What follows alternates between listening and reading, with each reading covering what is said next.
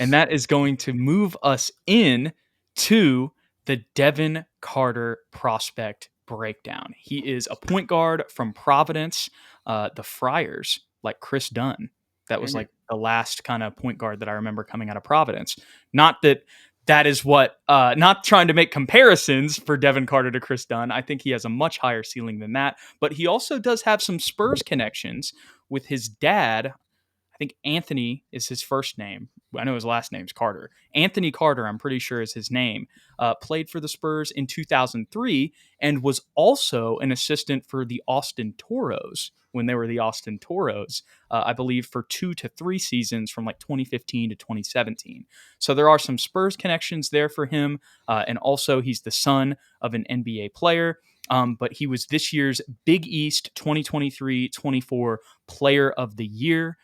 He was a true junior, and we'll get into his prospect profile real deep here in a second, Ethan. But I'm going to dish it to you on some of your takeaways while I pull up some of the stuff that I've got here on Devin Carter.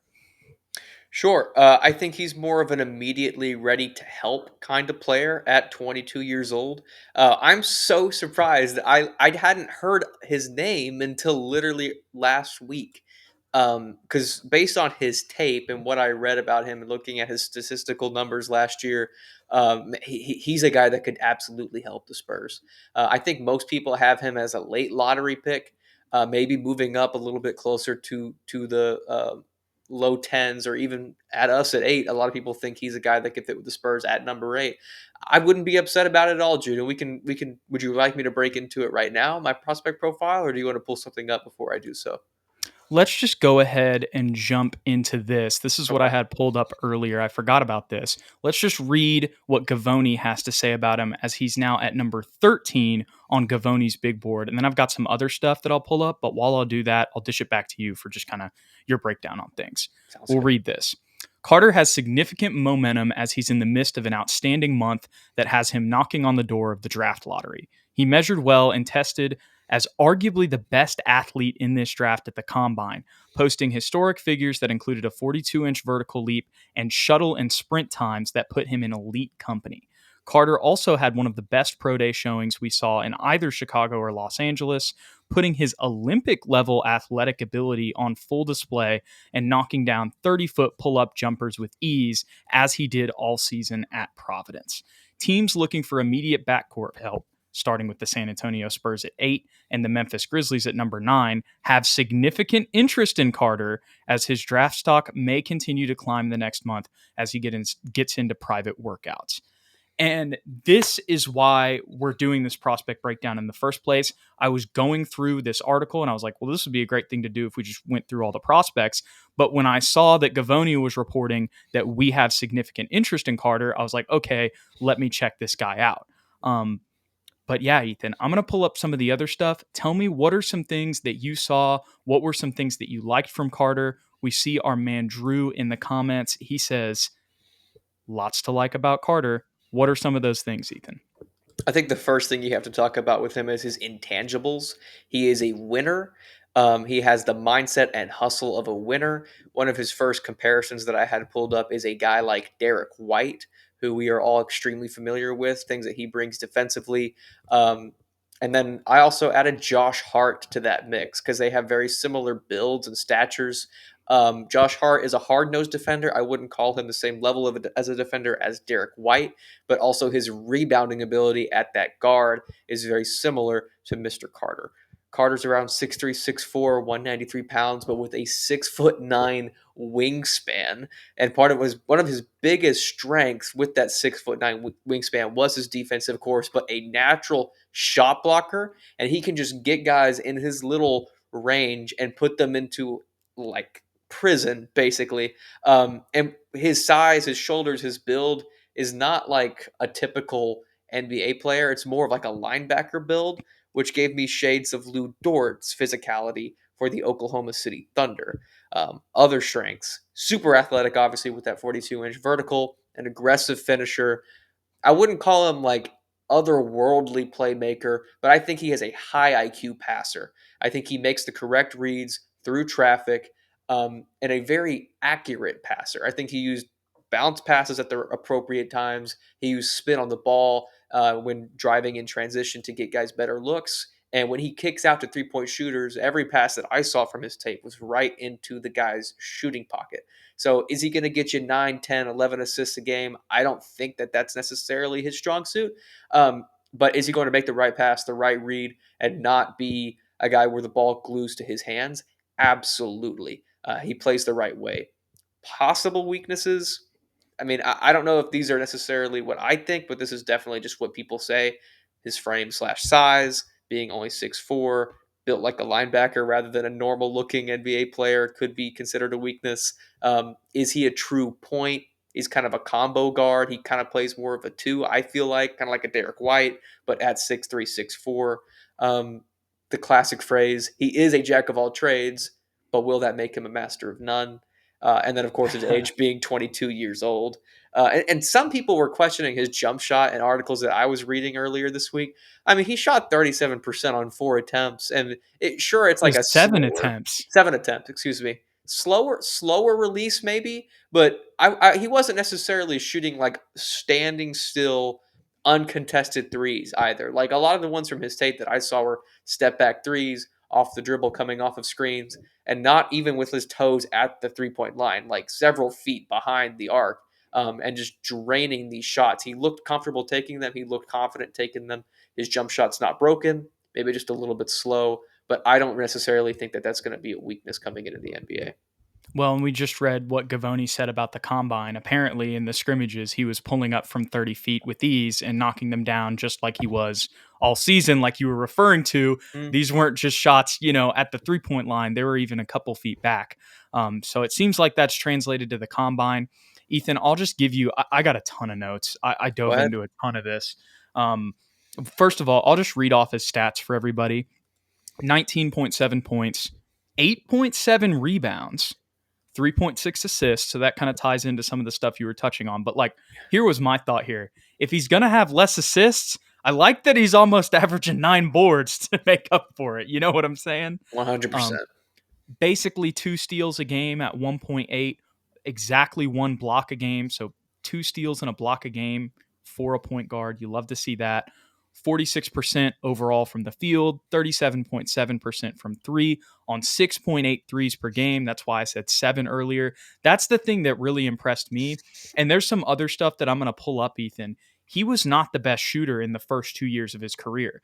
Mm, This year, he took the most shots of his entire career and also had the best percentage of his career. And the other thing is people might be like, oh, well, it's sub 40%. First of all, it's 38. So it's pretty close to 40%. And you're taking 7 threes a game. That was the thing that stood out to me. He has this percentage on 7 threes a game. So I that really gives me confidence in his shooting. But the one thing I will say, and I'll get into this in my notes, he does have a funky looking jumper for hmm sure. I don't disagree with that at all. You could say the release is a little slow, but I don't really care when it's going in at that rate. That's just my personal opinion. At the combine, he measured at 6'2.25 without shoes, which means he's going to be 6'3 with shoes on. He was 193 and a 6'8.75 wingspan. That's a 6'9 wingspan, like you said. And that shows up on tape defensively with him jumping passing lanes, also just having active hands and having them extended, so when there's bounce passes towards a defender, say somebody's cutting towards the rim and, he's trailing, he's got his hands active, and as long as they can be, and he got a lot of steals off that. At least one of the 2 steals he got per game was probably due to his wingspan. So the fact that he uses that and has all of the fundamental and super high IQ, you mentioned that. That's why I mentioned his dad. As much as his dad wasn't, the craziest NBA player of all time, I believe he was the WAC player of the year in the 90s, was a good college player.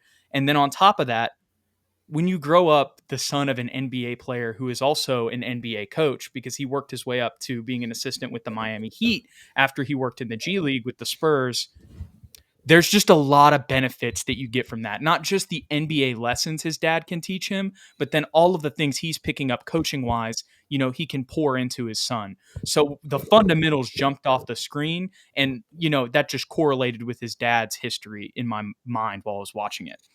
He is 22 years old. That's really the main negative I would have for this, but still, he's a true junior. It's not like he's a senior coming out of college either. Had a 42-inch max vertical and a 35-inch standing vertical, a ton of athleticism. Those are just the numbers, Ethan. I'm not even done yet. I'm just going to try to get through all of my notes as fast as possible because I got a ton of bullet points here. Can finish through contact, uses his shoulders at the rim, good strength for his frame, can finish over multiple defenders. Deep shooting range, can shoot off the dribble or off the ball in motion or in catch and shoot situations. I know you said you didn't see those as much, but I did see that a good bit when I dove into like 40 or so minutes watching him. Still, I would say though, I noticed that I started that off with can shoot off the dribble or off the ball in motion. Those are the two things that I saw the most of, but I did see some catch and shoot as well. He utilized his pump fake a lot, whether he was shooting or driving to the rim, showed flashes, multiple flashes of coast to coast ability and transition against multiple different teams. And I'm going to stop myself here, Ethan, because there's another thing I totally forgot to mention about him. He played in the Big East this year and was the Big East Player of the Year. The Big East is the home of Marquette, UConn, Villanova, Georgetown, Seton Hall, Creighton. All of these, this is like a Power Five for basketball. In football, in college, they call it the Power Five. It's a little bit different in basketball. And the Big East is one of those conferences that, like Villanova and UConn, how many national championships have they won over the past 10 years? They both have, I know, at least 4 between the two of them. So this is a very, stout conference that he's playing in as well. Wanted to mention that.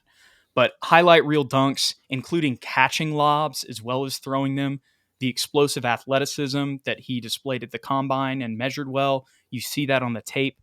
Lots of fundamentals in his game. Obviously, the son of an NBA player.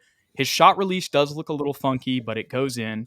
He could be a one-man offense at times for Providence. He was very effective out of the pick and roll. He used the backboard smartly. I saw a lot of that in like post turnarounds and fadeaways, kind of similar to Anthony Edwards. And I know that's a very out there comparison, but I'm just talking specifically bank shots here. And the reason I bring that up is because in the situations that I saw him use bank shots, Ethan, it was where if he would have just shot it straight away, it might have got tipped or blocked. So he was using it specifically in situations where there might be, a good contest in front of him, where if he tries to shoot it off the bank, it's going to be a freer lane to shoot the ball, if that makes sense. Mm. Can contort himself around the defenders at the rim, going on to his playmaking. He can make bounce passes inside, dump offs, find shooters on drives a lot. There were a lot of flashes of him passing out of the post as well as through traffic. There was one time where he literally got triple teamed against Xavier and was just like, okay, y'all are going to triple team me. There's somebody wide open on the wing because you triple teamed me. Easy 3-pointer. I saw a good bit of one-handed passes as well. And the other thing I noticed, and I forgot I even wrote this down, Tony Parker like baseline drives and dishes. And what I mean by that is, how Tony would always drive under the rim? You know what I mean? Kind of usually from the baseline. Sometimes it would be off the wing and he'd just go inside and maybe he could go get a layup, but he'd dribble out and then find a shooter or something. Lots of stuff similar to that I noticed. And I was just like, I haven't seen this from very many prospects that I've not any of them really that I've watched. And really when we think about going even back to last year, Ethan, I don't know if there's a prospect that I've really watched that has similar that I've wrote that down about, like the Tony Parker like stuff. So that was just, I love that as a Spurs fan. Mm. Very aware on and off the ball defensively. These are the defensive notes. Stays in front of guys and stays strong. Stance is very fundamental. Lots of blocks at the rim, can recover if he gets behind because of his wingspan. So it's not just the steals where the wingspan helps out. It's also if he does get beat a little bit, he's going to be able to trail and block it off the backboard. I saw that a ton of times, but still, he doesn't really let anybody get that far in front of him. Defense is definitely a strength of his. Lots of blocks at the rim, or I just mentioned that. Blocks a good bit of jump shots as well. Reads passes well, jumps lanes as he keeps his hands active. There's a reason he basically averaged 2 steals a game. He's a pest defensively. That's the best way I could describe him. He can harass ball handlers, but he's also good at not fouling as well, not putting his hand in the cookie jar. And if he does, it's going to be in a situation where it's worth it, if you get what I'm saying. he feels very NBA ready, and his experiences contribute to that as well. Ethan, that is my complete full note word vomit on Devin Carter. Mm. I really do like him a lot. The question, though, if he's available at 8, do you take him? It depends on who else is there. But what I will say, Ethan, is I think I like him better than Topic. He's up there, man. I like him a Mhm. lot. I really do. I think he would fit. And you mentioned how, you kind of saw him as more of a two. The assist numbers are a little misleading there, I would say, because when I watched him like today and everything I read about him, like he was their point guard. Right. And maybe their offense, they had a little bit more free flowing movement where other guys racked up assists. So that kind of, made up for that, for his assist numbers not being that high. But he was playing PG, is what I'm trying to get at. Mm. I think for me, I would be fine with him at 8. If it's Versace at 4, let's say this scenario happened and Castle's available at 8, I still take Castle.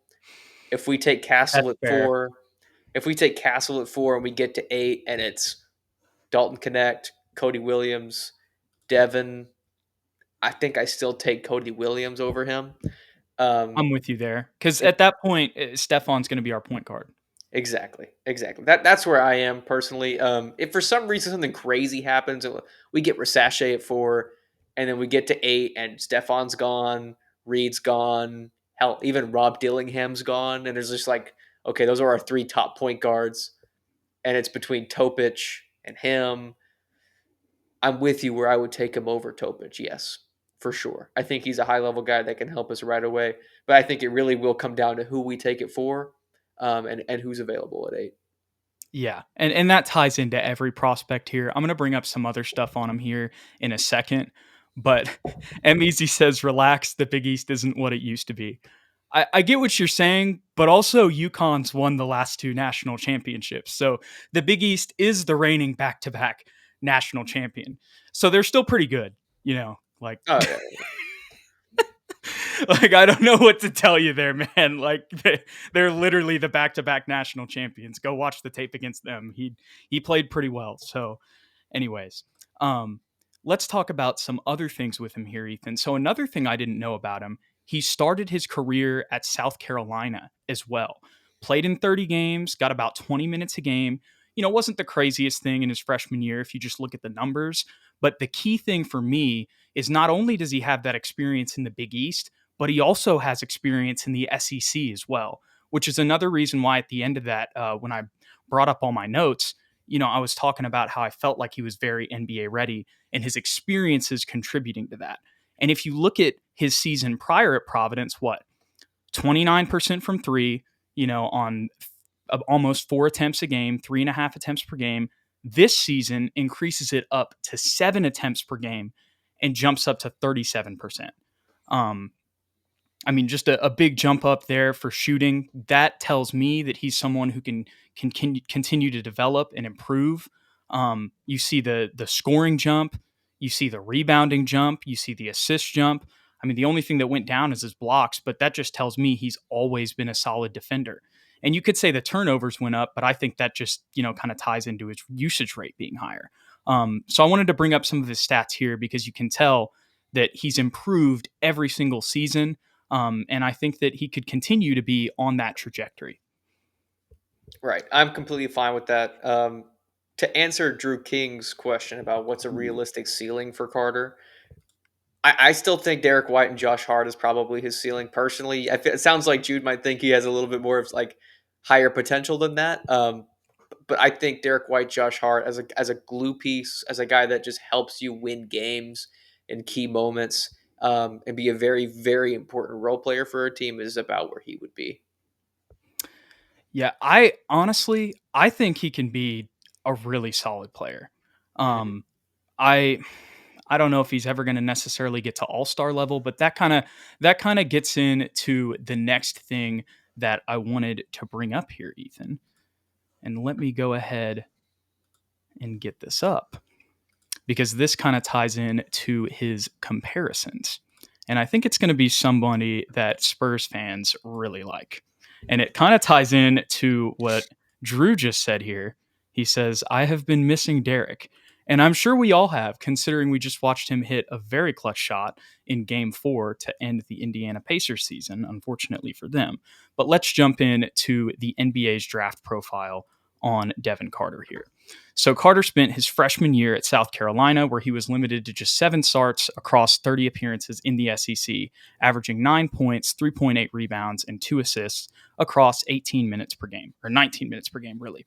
The Miami, Florida native wanted a more significant role elsewhere and transferred to Providence before his sophomore year.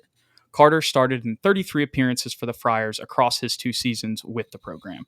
He had his best year as a junior in 2023, and 2024, averaging 19.7 points, basically 20 points per game, 9 rebounds, 3.6 assists, 2 steals across 35.3 minutes per game, all career high figures except for the steals. He also shot 47.3% from the field and 37.7% from beyond the arc in his junior season.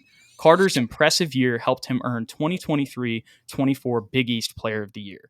He was also named the 2023-24 All Big East First Team and the 2023-24 All Big East Tournament Team, leading the Big East in points per game in 2023 and 2024. Here's the analysis. Known for his defensive ability, Carter experienced an offensive breakout in 2023-24 that translated into an uptick in his draft stock, and over the last 12 months has become widely considered one of the best two-way guards in the nation. He's a dangerous player in ball screen and spot-up situations, meaning he can play on and off the ball. His decision-making will ultimately determine whether he makes a career as a point guard or a shooting guard. So that kind of, as much as I saw him as a PG, Ethan, that kind of ties into what you were saying earlier. His lateral quickness is an asset on both ends of the court, allowing him to get off screens with relative ease while also being helpful to defend in the perimeter. Even though his scoring ability is proven at the NBA level, he lacks a consistent mid-range game. Most of his offensive arsenal lies between attacking the rim and shooting threes. I will agree with that. I mainly did see kind of attacking the rim and shooting threes, but that's also kind of the nature of where the NBA is going as well. He looks the part of a two-way asset and a 3-and-D player with the potential to become even more if his offensive game continues to develop as it has over the last 2 years. And that's where I think maybe his ceiling could be a little bit higher because of what he's shown over his college career and how he's continued to improve. Here's the projection, which I really like. Given his shooting numbers, explosiveness on defense, and ability to spark the team out of nowhere, he has drawn comparisons to Derek White. It wouldn't be surprising if his career follows a similar trajectory, starting as a defensive-minded guard and working his way to becoming an elite two-way player who can play for almost any team in the league. Carter has the advantage of his size, allowing him to play a combo guard efficiently in both roles.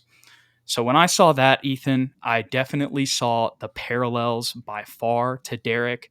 And on top of that, I really feel like he is a player that could kind of fit with any team because of his shooting ability. Yes, there's some playmaking. You could say there's some playmaking strides, that can really see if he's a true point guard. What are the Spurs good at developing? I think that's something that they could definitely develop with him.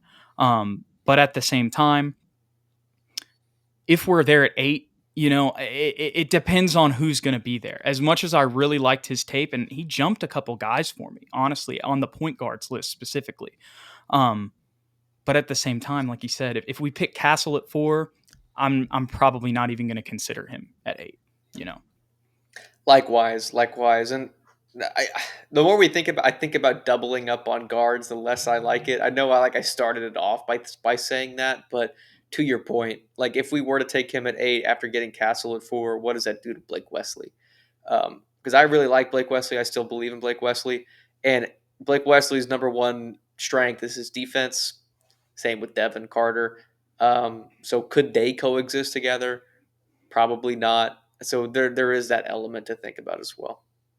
Yeah, I think a lot has to play out in the draft a certain way to get to where we're drafting Devin Carter at 8. Right. But according to Gavoni, we have significant interest in him. We have the connection with his dad, and with the way that he's improved over his career, I think there is a lot of upside potential there. And I think his athleticism, his shooting ability, the shades of playmaking that I saw, and also just the effort that he has overall, and of course his defensive versatility as well, and all of the skills that he has there also make him a very appealing and intriguing prospect today. But once again, it depends on how it all plays out. Like at first, to consider Devin Carter, we're going to have to draft a wing at 4, Hmm. and that's probably unlikely to begin with. But if that does happen, then it's like, okay, well, do you want him over a you know a Stephon Castle if Stephon were to fall all that that far? I don't think that that's going to happen. But even then, you might have a conversation about Rob Dillingham or Nikola Topic as well. Hmm. Um, Jared McCain is another name that we haven't talked about a lot, also, but that could be another potential name that maybe you'd have to weigh and consider there. Um, so a lot has to happen to get to that point.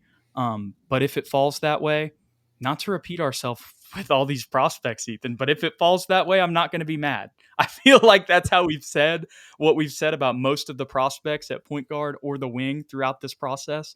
But once again, the Spurs have not had two top 10 picks. Is this the first time ever? I have no idea. It feels like it, at least in our existence, for It's sure. it's at least in the past like 3 decades. So, um, yeah, we're just hoping that the Spurs, depending on how it plays out, address both of those needs that we need so desperately. I think the having the 2 picks in the top 10 allows us the ease to say that about every single draft prospect. G, we're just like, I really know what, I'll be fine with whatever because we do have 2 bites at the apple, if you will, in this draft, which makes everything a lot less stressful. And there's also an abundance of like Yes. positionally, there's an abundance of prospects in the lottery at both of those two positions.